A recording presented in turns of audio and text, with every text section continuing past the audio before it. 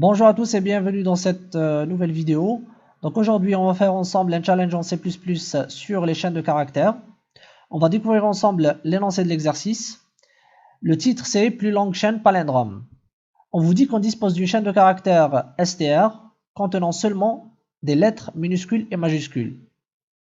Le but est d'écrire une fonction qui permet de trouver la longueur de la plus longue chaîne palindrome qu'on peut construire avec les caractères de str. C'est-à-dire que en prenant une partie ou toutes les lettres de str dans l'ordre qu'on veut, en changeant leur ordre de départ, il faudra construire la plus longue chaîne palindrome possible et renvoyer sa longueur. On vous dit que les lettres sont sensibles à la casse. Il y a une différence entre les caractères minuscules et majuscules. Et à la fin, il faudra analyser la complexité de cette fonction. On va voir quelques exemples. Je dispose de deux chaînes de caractères. Donc je vais commencer par analyser la première.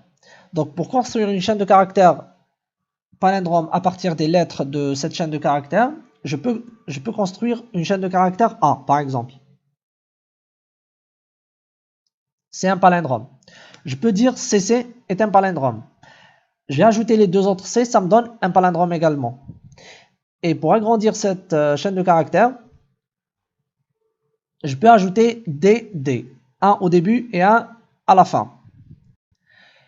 Et pour vraiment obtenir la plus longue chaîne palindrome, je peux ajouter un A ou un B au milieu. Et donc là, j'aurai cette chaîne palindrome. Bien sûr, je peux en construire d'autres, mais elles auront toutes la même longueur. Je ne peux pas avoir une chaîne de caractères palindrome plus longue que celle-là. Et du coup, la longueur, c'est 7. Donc normalement, ma fonction doit renvoyer 7 pour cet exemple-là. Je vais voir le deuxième exemple. Donc ici, les chaînes palindromes que je peux construire, c'est Z, ZZ par exemple. Je peux utiliser aussi RR. Je peux ajouter RR ici pour construire une chaîne de caractères palindrome. Et donc, je ne peux pas construire une chaîne de caractères plus longue que celle-là. Et donc, c'est 4. Le résultat, c'est 4. Parce que j'ai réussi à utiliser toutes les lettres de la chaîne de départ. Donc, en fait, le principe, c'est de compter le nombre de paires de lettres fois 2. Et ensuite, on va regarder s'il n'y a pas une lettre restée toute seule pour l'ajouter au milieu. Par exemple, ici, le nombre de paires, j'ai une seule paire, deuxième paire, troisième paire. Donc, fois 2, ça me donne 6. Ensuite, j'ai trouvé un A et un B que je peux ajouter au milieu. Et donc, ça me donne 7. Donc, 6 plus 1, ça me donne 7. Ici, le nombre de paires, c'est 1 et 2. Et donc, 2 fois 2, ça me donne 4. Et donc, la plus longue chaîne de caractères palindrome, c'est 4. On va essayer d'écrire le programme pour que ça soit un peu plus clair. Je viens dans headers.hpp. Je vais utiliser donc la valeur de retour, c'est inside int longest palindrome.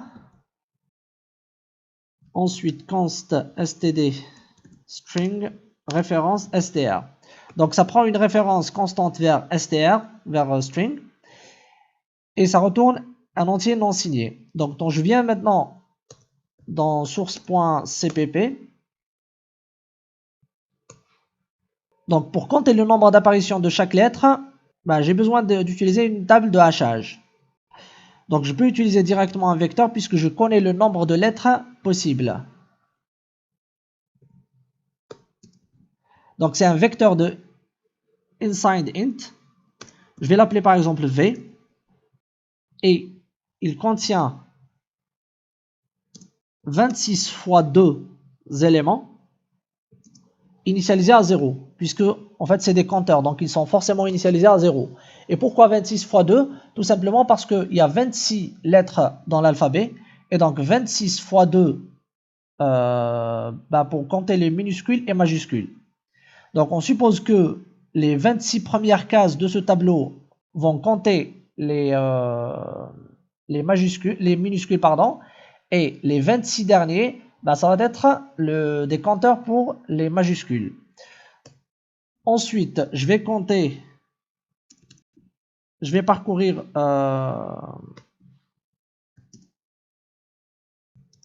la chaîne de caractères.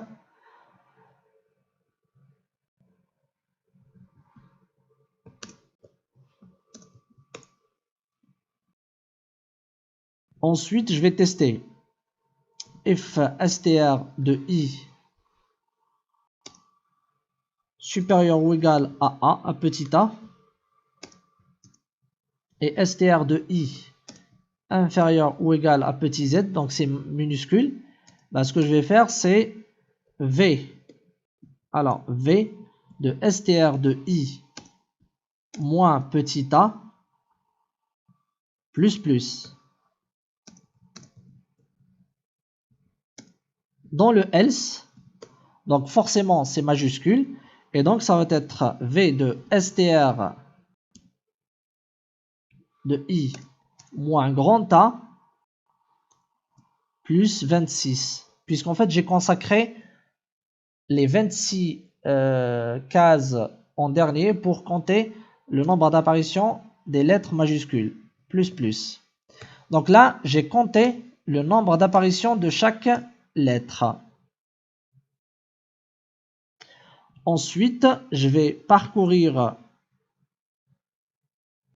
mon tableau, donc int, ou plutôt unsigned int, par exemple x dans v. Alors, résultat, je vais déclarer un unsigned int résultat égale 0.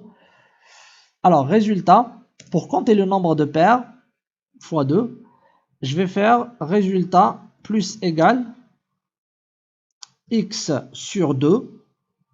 Je vais voir si, je vais compter le résultat de la division de x par 2, c'est une division entière, fois 2, puisqu'en fait, une paire, il y a deux éléments dans une paire.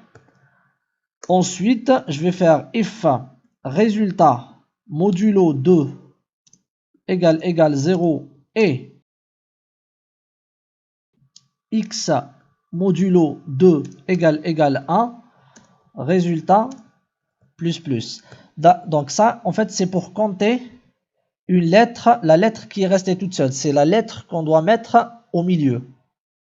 Donc si résultat modulo 2 égale 0, ça veut dire que le nombre de lettres est pair, donc je n'ai pas encore ajouté quelque chose, et que le x ici est impair, donc je peux prendre une lettre, celle qui est toute seule, et l'ajouter au milieu.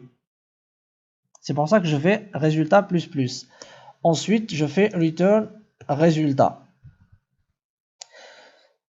Bon, normalement, la fonction est prête. Je vais créer une chaîne de caractères str initialisée à... je vais prendre le même exemple. Hein,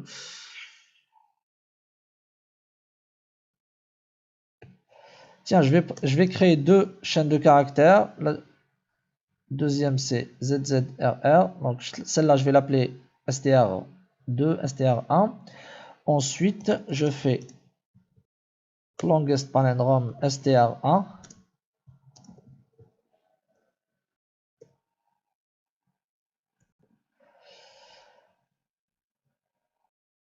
Donc,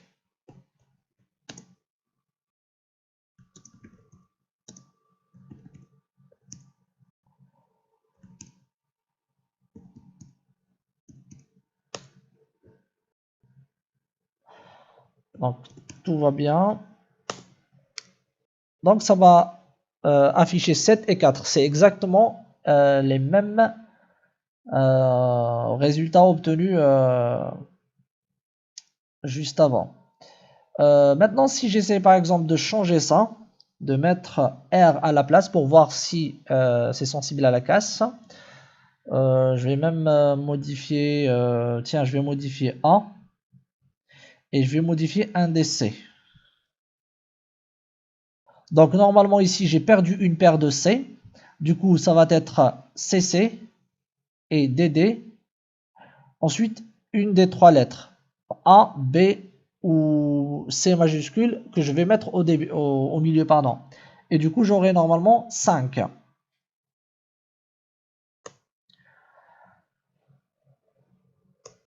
Donc j'aurai 5 au début et 3 pour le deuxième exemple. Tout simplement parce que normalement c'est ZZ et R au milieu. Et donc ça me donne 3.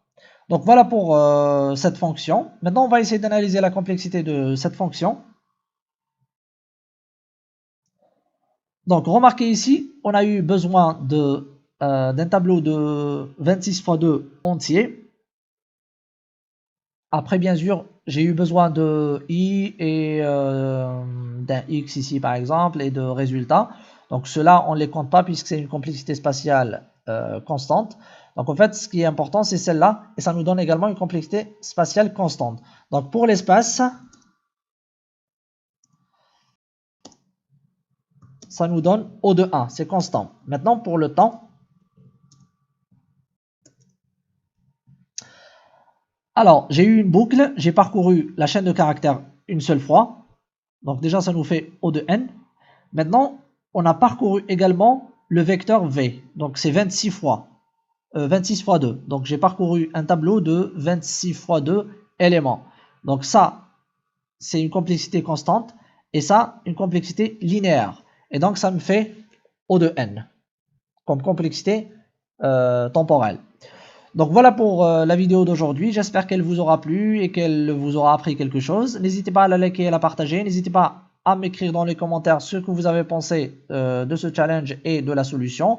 Je vous dis à bientôt dans une prochaine vidéo et au revoir.